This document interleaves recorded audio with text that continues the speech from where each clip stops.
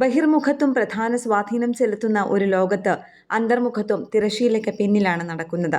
തൽഫലമായി ഒരു അന്തർമുഖൻ എന്നതുകൊണ്ട് ആളുകൾക്ക് സമൂഹത്തിൽ പ്രവർത്തിക്കാൻ കഴിയില്ല എന്നല്ല അർത്ഥമാക്കുന്നത്. അത് ആ വ്യക്തിക്ക് അവരുടെ ബാറ്ററികൾ എങ്ങനെ റീചാർജ് ചെയ്യാൻ കഴിയുമെന്നതിനെ ആശ്രയിച്ചിരിക്കുന്നു. ആഴ്ചകളോളം നീണ്ടു നിൽക്കുന്ന പാർട്ടികൾക്കും അവധിക്കാല ആഘോഷങ്ങൾക്കും ശേഷം ഒരു അന്തർമുഖനെ കുറച്ചു സമയം ഒറ്റയ്ക്ക് ചെലവഴിക്കാൻ ഏറ്റവും അനുയോജ്യമായ ദിവസമാണിത്. വീട്ടിൽ സുഖമായിരിക്കൂ, സോഫയിൽ ചുരുണ്ടുകൂടിയിരിക്കൂ, പുസ്തകം വായിക്കൂ, ചൂടുവെള്ളത്തിൽ കുളിക്കൂ, സ്പാ ചികിത്സകൾ ആസ്വദിക്കുക തുടങ്ങിയ സ്വയം പരിചരണ ശീലങ്ങൾ സ്വീകരിക്കൂ. അല്ലെങ്കിൽ വളർത്തുമൃഗങ്ങളുമായി സമയം ചെലവഴിക്കൂ. കാരണം മൃഗങ്ങൾ പലപ്പോഴും സംഭാഷണത്തിൽ വലിയ സമ്മർദ്ദം ചെലുത്തില്ല. അന്തർമുഖരോട് ബഹുമാനം കാണിക്കാൻ ശ്രമിക്കുന്ന ബഹിർമുഖരായ ആളുകൾക്ക് ഇന്ന് മികച്ച ഒരു ദിവസമാണ്.